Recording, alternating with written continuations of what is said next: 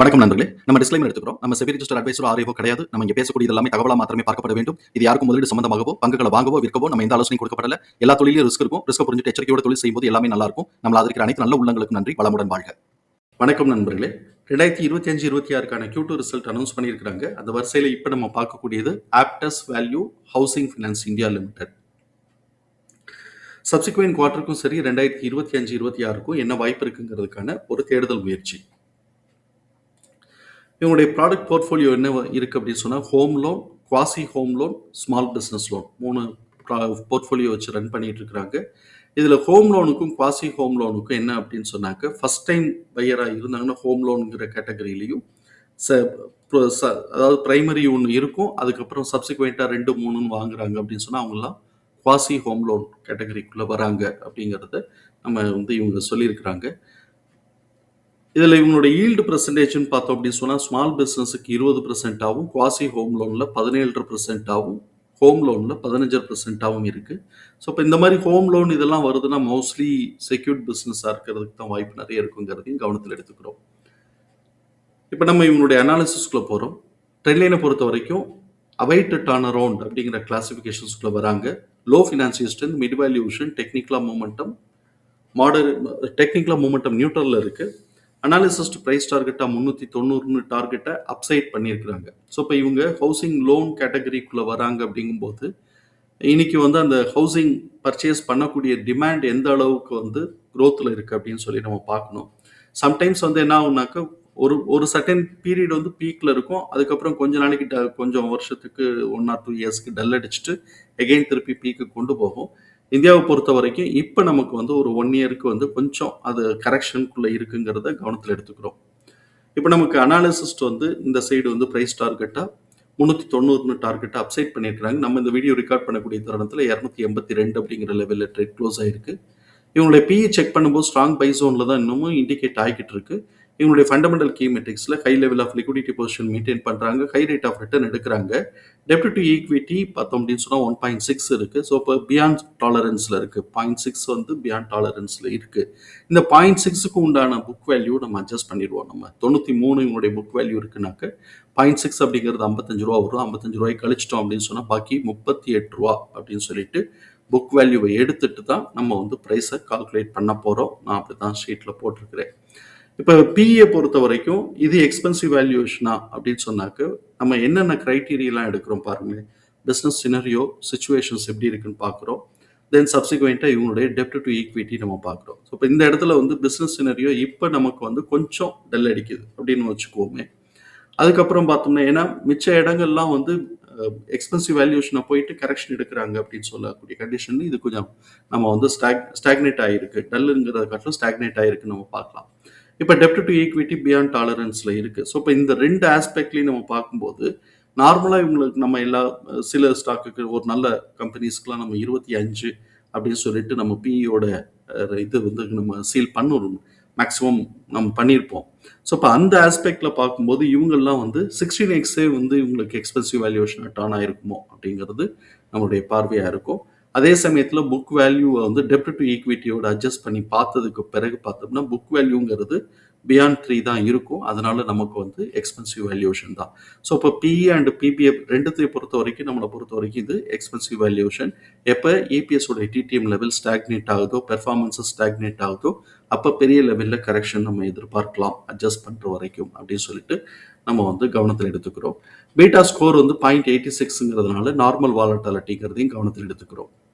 ட்ரெண்ட்லைனில் participate பண்ணக்கூடிய அனாலிசிஸ்டுடைய forecast எப்படி இருக்குன்னு பார்க்கலாம். ரெவென்யூ ஃபோர்காஸ்ட் ஆனுவலைஸ்டாக பார்க்கும்போது கிட்டத்தட்ட இவங்களுக்கு பார்த்தோன்னா 1/3 மேலே, அதாவது 30% கிட்டக்க 28-29% கிட்டக்க குரோத்துக்கான ஆப்பர்ச்சுனிட்டி இருக்குன்னு எதிர்பார்க்குறாங்க. இபிஎஸோடைய ஃபோர்காஸ்ட் ஆனுவலைஸ்டாக பார்த்தோம் அப்படின்னு சொன்னால் 22% குரோத்துக்கான ஆப்பர்ச்சுனிட்டி இருக்குன்னு எதிர்பார்க்குறாங்க. இவங்களோட குவார்டர்லி பெர்ஃபார்மன்ஸஸ்னு வரும்போது இயர் ஆன் இயர் கம்பேரிசன்கிறது செப்டம்பர் 2025 செப்டம்பர் 2024 கம்பேர் பண்ணும்போது குவார்டர்லி ரெவென்யூ 27.1% இன்க்ரீஸ் ஆயிருக்கு. நெட் ப்ராஃபிட் பார்த்தோம் அப்படின்னு சொன்னால் 24.5% இன்க்ரீஸ் ஆயிருக்கு. தென் இப்போ நமக்கு பார்த்தோம்னா டோட்டல் ரெவென்யூ நம்ம Q2Qன்னு வரும்போது கிட்டத்தட்ட நமக்கு ஒரு 23 கோடி ரூபாய்க்கு ரெவென்யூ இன்க்ரீஸ் ஆயிருக்கு. அதே சமயத்தில் நெட் ப்ராஃபிட்னு பார்த்தோம் அப்படின்னு சொன்னோம்னாக்க கிட்டத்தட்ட ஒரு 7 கோடி 7 கோடி ரூபா கிட்டக்க நெட் ப்ராஃபிட் இன்க்ரீஸ் ஆயிருக்கு. அதனால இபிஎஸ் உடைய லெவல் 0.1 கூடி 4.5 இருக்கு. இபிஎஸ் உடைய டிடிஎம் லெவல் பார்த்தோம்னாக்க 0.8 கூடி 16.8 16.8 இருக்கு. ஸோ இப்போ இது இன்க்ரிமெண்டல் ட்ரெண்ட் தான். நம்ம கண்டினியூஸாக நம்ம வந்து பார்த்தோம் அப்படின்னு சொன்னோம்னாக்க எத்தனை குவார்டர் நம்ம இங்கேருந்தே பார்க்கலாம். அது கிட்டத்தட்ட 14 குவார்டர் நம்ம பார்க்கலாம். அதில் 14 குவார்டருக்கு டேட்டா 14 குவார்ட்டருமே இன்க்ரிமெண்டல் ட்ரெண்ட்ல இருக்கிறாங்க. அப்போ எக்ஸ்பென்சிவ் வேல்யூவேஷனுக்கு போகும்போது ஸ்லைட்டாக அதை அட்ஜஸ்ட் பண்ணியிருக்கிறாங்க அப்படிங்கிறத நம்ம கவனத்தில் எடுத்துக்கிறோம். இப்படிப்பட்ட இந்த சூழலில் எம்எஃப் தன்னுடைய ஹோல்டிங்கில் வந்து பார்த்தோம்னா 6.63% இந்த குவார்ட்டருக்கு அவன் வந்து சேஞ்ச் பண்ணியிருக்கிறான், ஆட் பண்ணியிருக்கிறான். அதே மாதிரி இன்ஸ்டிடியூஷன்ஸ் ஹோல்டிங்கில் 14.78 ஆட் பண்ணியிருக்கிறான். எஃப்ஐஎஸ் வந்து பார்த்தோம்னா 4.95 ஆட் பண்ணியிருக்கிறாங்க. இதுக்கு பிறகு இவங்களுடைய ஹோல்டிங் எப்படி இருக்குன்னு பாருங்களேன். எம்எஃப் உடைய கரண்ட் ஹோல்டிங் 21.4ஆகவும், இன்ஸ்டிடியூஷன்ஸ் உடைய கரண்ட் ஹோல்டிங் 61ஆகவும், எஃப்ஐஎஸ் உடைய ஹோல்டிங் 35.4ஆகவும் இருக்கு. நம்ம இதெல்லாம் சிங்கிள் டிஜிட்ல தான் பார்த்துருக்குறோம். இவங்களுக்கு பார்த்தோம்னா டபுள் டிஜிட்ல அவன் வந்து ஆட் பண்ணது டபுள் பண்ணியிருக்கிறான், ஹோல்டிங்கே டபுள் டிஜிட்ல வச்சிருக்கிறான். ஸோ இப்போ இது வந்து நம்ம தான் முடிவு பண்ணிக்கிறோம். இது எப்படி நம்ம இவங்களுடைய இபிஎஸ் தகவல்களை நம்மளுடைய எக்ஸல் ஃபார்மேட்டில் நம்ம போட்டிருக்கிறோம். நம்ம இங்கே புக் வேல்யூ 38ன்னு எடுத்திருக்கிறோம். நம்ம ஏற்கனவே சொன்ன மாதிரி டெப்ட் டு ஈக்விட்டியோட எக்ஸஸாக இருக்கக்கூடிய 0.6 நம்ம புக் வேல்யூவில் அட்ஜஸ்ட் பண்ணியிருக்கிறோம். ஸோ இப்போ அது வந்து 38 அப்படின்னு சொல்லிட்டு நமக்கு நெட்டாக கிடைக்குது. Fair price 119, current price 282, fair price current ப்ரைஸோட ரேஷியோ 2.35. ஸோ இப்போ 2 கிட்டக்க வந்துட்டாலே நமக்கு எக்ஸ்பென்சிவ் வேல்யூஷன் தான் அப்படிங்கிறத நம்ம வந்து கவனத்தில் எடுத்துக்கிறோம். ஸோ ஃபேர் ப்ரைஸ் கரண்ட் ப்ரைஸோட ரேஷியோ எக்ஸ்பென்சிவ் வேல்யூஷன். பிபி நமக்கு அட்ஜஸ்ட் பண்ணதுக்கு பிறகு நம்மளுடைய கால்குலேஷனில் வரக்கூடிய பிபி 7.42. ஸோ அதுவும் நமக்கு வந்து எக்ஸ்பென்சிவ் வேல்யூஷன். நான் ஏற்கனவே சொன்ன மாதிரி சில ஸ்டாக்ஸஸ்க்குலாம் 16x எக்ஸ்பென்சிவ் வேல்யூஷனாக இருக்கும். ஸோ இப்போ இது 16.79 PE இருக்கிறதுனால அதுவும் எக்ஸ்பென்சிவ் வேல்யூஷன் தான். ஸோ இப்போ நம்மளை பொறுத்த வரைக்கும் இந்த ஸ்டாக்கு எக்ஸ்பென்சிவ் வேல்யூஷன் தான். அப்போ எப்போ இவங்களுடைய டிடிஎம் இபிஎஸ் உடைய டிடிஎம் லெவல் ஸ்டாக்னேட் ஆகுதோ, பெர்ஃபார்மன்ஸஸ் வந்து கம்மியாகுதோ, ஸ்டாக்னேட் ஆகுதோ, அப்போ நமக்கு வந்து இது கொஞ்சம் பெரிய லெவலில் அட்ஜஸ்ட் ஆகிற வரைக்கும் கரெக்ஷன் ஆகிறதுக்கு வாய்ப்பு இருக்கும். ஸோ இப்போ ஃபர்ஸ்ட் லெவல் நமக்கு ரெசிஸ்டன்ஸ் ரேஷியோங்கிறது 1 to 1.5 நம்ம போடுவோம். செகண்ட் லெவல் ஆஃப் ரெசிஸ்டன்ஸுங்கிறது 2 to 2.5 போடுவோம். எதுக்கு? ஃபேர் ப்ரைஸ் கரண்ட் ப்ரைஸோடைய ரேஷியோவுக்கு. இப்போ அவன் ஃபேர் ப்ரைஸ் கரண்ட் ப்ரைஸோட ரேஷியோ 2.35 இருக்கான். இன்னும் வந்து நம்ம 2.5 மேக்ஸிமம் அப்படின்னு சொல்லி வச்சாருனாக்க 0.15 தான் வித்தியாசம் இருக்குது. ஸோ அப்போ அப்படி 0.15 இருந்ததுன்னா இதோடைய ப்ரைஸுங்கிறது 299ங்கிறது நமக்கு ஒரு ஸ்ட்ராங் ரெசிஸ்டன்ஸாக ஆக்ட் ஆகுதுங்கிறத கவனத்தில் எடுத்துக்கிறோம். ஸோ இப்போ இந்த இடத்துல அவன் வந்து திருப்பி 1.5 வரைக்கும் அவன் வந்து இது பண்ணுறான்னு வச்சுக்கோமே, கரெக்ஷனுக்கு வரான் அப்படின்னு சொன்னாக்க 179 வருது. ஸோ இப்போ வந்து நமக்கு 179 to 229 அப்படிங்கிற ஒரு பெரிய ரேஞ்ச் நமக்கு கிடைக்குது. இப்போ அவன் 282 ரீச் பண்ணியிருக்கிறாங்கிறதையும் கவனத்தில் எடுத்துக்கிறோம். இது ஃபேர் ப்ரைஸ் கரண்ட் ப்ரைஸோடைய ரேஷியோவை பேஸ் பண்ணி வரக்கூடிய ப்ரைஸ் ரேஞ்சஸ். நெக்ஸ்ட் குவார்ட்டருடைய ஆக்சுவல் ரிசல்ட் வர்ற வரைக்கும் இவங்களுடைய பிஹேவியர் எப்படி இருக்க வாய்ப்பு இருக்குது அப்படின்னு சொல்லிட்டு நம்ம பார்க்கணும். அதுக்கு நம்ம கரண்ட் இபிஎஸ் உடைய டிடிஎம் 16.80, அது ஆவரேஜ் பண்ணும்போது 4.2ன்னு கிடைக்குது. இதுதான் நெக்ஸ்ட் குவார்ட்டருக்கான ஆவரேஜ் எஸ்டிமேட்டட் இபிஎஸ். நெக்ஸ்ட் குவார்ட்டருக்கு எக்ஸிட் ஆக போகிறது 3.80. ஸோ இப்போ அதை காட்டிலும் 0.4 கூட தான் இருக்கிறாங்க. எஸ்டிமேஷனை காட்டிலும் குமுலேட்டிவ் ஆவரேஜும் 0.4 இது வந்து 0.25 கூட தான் இருக்கிறாங்க. ஸோ இப்போ குமுலேட்டிவ் ஆவரேஜ் இப்போ இவன் வந்து என்ன பண்ணியிருக்கிறான், எக்ஸ்பென்சிவ் வேல்யூஷனுங்கிறதுனால குமுலேட்டிவ் ஆவரேஜை காட்டிலும் நமக்கு எஸ்டிமேஷன் கம்மியாக இருக்குது அப்படிங்கிறதையும் நம்ம கவனத்தில் எடுத்துக்கிறோம்.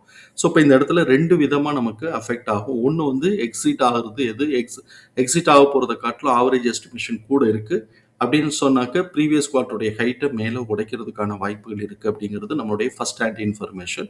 அட்லீஸ்ட் வந்து அது ப்ரீவியஸ் குவார்ட்டருடைய ஹைட்டையாவது டச் பண்ணும் அப்படிங்கிறது நமக்கு ஃபர்ஸ்ட் ஹேண்ட் இன்ஃபர்மேஷன். அதே சமயத்தில் நமக்கு அது ப்ரீவியஸ் குவார்ட்டருடைய ஹைட்டை மேலே உடைச்சா சஸ்டைன் ஆகுமா அப்படின்னு சொன்னாக்க அது நமக்கு சந்தேகத்துக்குரியதாக இருக்குது. காரணம் குமுலேட்டிவ் ஆவரேஜ் 4.45, அதை காட்டிலும் ஆவரேஜ் எஸ்டிமேஷன் கம்மியாக இருக்குது. ஏன் இந்த இடத்துல இப்படி நம்ம எடுக்கிறோம்னாக்க இது எக்ஸ்பென்சிவ் வேல்யூஷனுங்கிறதுனால. ஸோ இப்போ இந்த இடத்துல கம்மியாக இருக்குது. அதனால ப்ரீவியஸ் குவார்ட்டருடைய ஹைட்டை உடைக்கிறதுக்கான வாய்ப்பு கம்மி. அப்படியே உடைச்சாலும் அது சஸ்டெயின் ஆகிறதுக்கான வாய்ப்பு கம்மி. அப்படி இல்லைன்னா அப்படி அட்பார் அது அதே லெவலுக்குள்ளேயே மெயின்டைன் ஆகிறதுக்கான வாய்ப்பு இருக்குங்கிறது நம்மளுடைய பார்வை. ப்ரீவியஸ் குவார்ட்டருடைய லோவை கீழே உடைப்பானா அது கொஞ்சம் சந்தேகத்துக்குரியதாக இருக்குது. ஆனால் என்ன நடந்திருக்குங்கிறத நம்ம வந்து சார்ட்டில் நம்ம பார்த்துக்கலாம். இப்படிப்பட்ட இந்த சூழலில் நார்மல் ட்ரேடிங் பிஹேவியரில் இவனுடைய ப்ரைஸ் ரேஞ்சுங்கிறது 170லேருந்து 239 அப்படின்னு சொல்லிட்டு நமக்கு காட்டிக்கிட்டு இருக்கு. ஆனா இப்ப இவன் அத தாண்டி தான் ஓடிக்கிட்டு இருக்கிறான். அதனால நம்ம எக்ஸ்போனன்ஷியல் ஃபார்முலால கிடைச்சிருக்கக்கூடிய பிரைஸ் ரேஞ்சஸ நம்ம சார்ட்ல மார்க் பண்றோம். இப்ப அவன் என்ன பண்ணியிருக்கிறான்னாக்க சைட்வேஸ்க்குள்ள தான் ரொம்ப நாளா சைட்வேஸ்க்குள்ளேயே போய்க்கிட்டு இருக்கிறான். இந்த சைட்வேஸ்னாக்க பிபிஏயோட டாப்ல இருந்து R1 அப்படிங்கிற ரேஞ்ச் R1 உடைச்சு கொஞ்சம் R1, R2ஓட மிட் பாயிண்ட் ரேஞ்ச் வரைக்கும் அவன் போயிருக்கிறான்னு வச்சுக்குவோம். ஸோ இப்ப நான் வந்து R1 வரைக்கும் தான் போயிருக்கிறேன். R1, R2ஓட மிட் பாயிண்ட் ரேஞ்ச் நான் மார்க் பண்ணல. ஏன்னா இந்த இடத்துல தான் இருக்கு. இப்ப இவன் என்ன பண்ணியிருக்கிறான் அப்படின்னு சொல்லி பார்த்தோம் அப்படின்னு சொன்னோம்னாக்க பிபியோட டாப் லெவலுக்கு சப்போர்ட் எடுத்திருக்கிறான். திருப்பி இவன் அப்சைட் மூவ்மெண்ட் கொடுத்தான் அப்படின்னு சொன்னோம்னாக்க நமக்கு வந்து 300 உடைக்கிற பட்சத்தில் R1 போகிறதுக்கான வாய்ப்புகள் இருக்கும். அப்படி இல்லை கரெக்ஷன் அண்ட் லீட் எடுக்கிறான் அப்படின்னு சொன்னாக்க பிபியோட டாப்பை உடைச்சான்னா பிபி அப்படிங்கிற ரேஞ்சில் சப்போர்ட் எடுக்க வாய்ப்பு இருக்கும். இப்போ நான் மார்க் பண்ணியிருக்கிறது பிபியோட ஜோன் ஃபுல்லாக பிபியோட பாட்டம் பிபி டாப் மார்க் பண்ணியிருக்கிறோம். பிபியோட பாட்டம் 159லேருந்து 162, பிபி 208லேருந்து 211, பிபியோட டாப் 265லேருந்து 269, R1 332லேருந்து 336. ஸோ இப்போ இதுதான் நம்ம மார்க் பண்ணியிருக்கிறோம். ஸோ இப்போ இவன் வந்து அப்சைட் மூவ்மெண்ட் கொடுத்தா அப்படின்னு சொன்னால் 300 பிரேக் பண்ணுற பட்சத்தில் நமக்கு வந்து 310 300 டு 310 பிரேக் பண்ணான்னா R1 அப்படிங்கிற 332 டு 336க்கான வாய்ப்பு இருக்கும். அப்படி இல்லை அப்படின்னு சொன்னாக்க இவன் சப்சிக்வெண்ட்டாக கரெக்ஷன் வராமன்னா பிபியோட டாப்பை கீழே உடைச்சான்னா பிபிக்கான வாய்ப்பு இருக்கும். இப்போ இவன் 3 months அதாவது குவார்ட்டர்லி கேண்டில் வந்து எப்படி பெர்ஃபார்ம் பண்ணியிருக்குன்னு பார்ப்போம். நம்ம ஏற்கனவே பார்த்த மாதிரி ப்ரீவியஸ் குவார்ட்டருடைய ஹைட்டை அவன் மேலே உடைக்க முடியல. ப்ரீவியஸ் குவார்ட்டருடைய லோவை கீழே உடைச்சிருக்கிறான். நம்ம எதிர்பார்த்தது ப்ரீவியஸ் குவார்ட்டருடைய லோவை கீழே உடைக்கிறதுக்கான வாய்ப்பு கம்மி அப்படின்னு எதிர்பார்த்தோம். பட் எக்ஸ்பென்சிவ் வேல்யூஷன்ங்கிறதுனால அவன் ப்ரீவியஸ் குவார்ட்டருடைய லோவையும் கீழே உடைச்சி கரெக்ஷனில் இருக்கிறாங்கிறத கவனத்தில் எடுத்துக்கிறோம். இது கொஞ்சம் சைட்வேஸில் போய்கிட்டு இருக்கு. இந்த 4-5 கேண்டலாக பார்த்தோம்னா சைட்வேஸ்க்குள்ளே தான் போய்கிட்டு இருக்குங்கிறத நம்ம கவனத்தில் எடுத்துக்கிறோம். அடுத்த குவார்ட்டருக்கு எப்படி இவங்க வந்து மேலே கொண்டு போகிறாங்க அப்படிங்கிறத பார்ப்போம். பெர்ஃபார்மன்ஸஸ் நல்லா இருந்துச்சுன்னா ஆல்ரெடி நம்ம பார்த்த மாதிரி எஃப்ஏஎஸ்ஓ இல்லாட்டி இன்ஸ்டிடியூஷன்ஸ் இவங்க எல்லாமே டபுள் டிஜிட்டில் இவங்க ஹோல்டிங் மெயின்டைன் பண்ணுறதுனால ஒருவேளை இது கொஞ்சம் கொஞ்சம் ரிசல்ட்டை பாசிட்டிவாக கொடுத்து க்ரோத் ஆஸ்பெக்டில் கொண்டு வந்தாங்கன்னா மேலே போகிறதுக்கான வாய்ப்புகள் இருக்குங்கிறது நம்மளுடைய பார்வை. தகவல் பயனுள்ளதாக இருக்கும் நம்புகிறோம். தகவல் பயனுள்ளதாக இருந்ததுன்னா சங்கர்